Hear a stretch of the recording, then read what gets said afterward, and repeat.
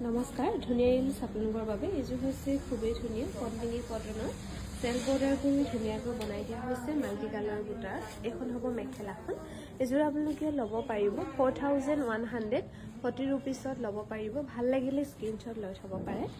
আৰু এইযোৰো খুবেই ধুনীয়া হ'ব ব্লু কালাৰত মাল্টি কালাৰ ৱৰ্কবোৰ কৰি ধুনীয়াকৈ বনাই দিয়া হৈছে।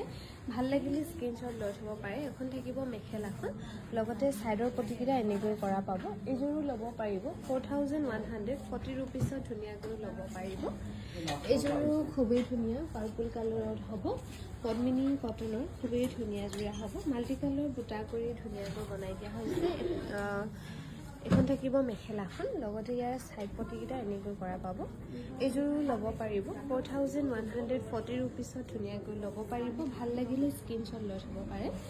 এইযোৰো খুবেই ধুনীয়া হ'ব ৰাণী পিংক কালাৰত মাল্টি কালাৰ বুটা কৰি ধুনীয়াকৈ বনাই দিয়া হৈছে। ছাইড পটিকেইটা এনেকৈ কৰা পাব আৰু লগতে ব্লাউজ পিচটো এনেকৈ থাকিব চাদৰখন। লগতে এখন থাকিব মেখেলাখন 4100 40 ৰুপিছত ধুনীয়াকৈ ল'ব পাৰিব। ভাল লাগিলে স্ক্ৰীনশ্বট লৈ থ'ব পাৰে।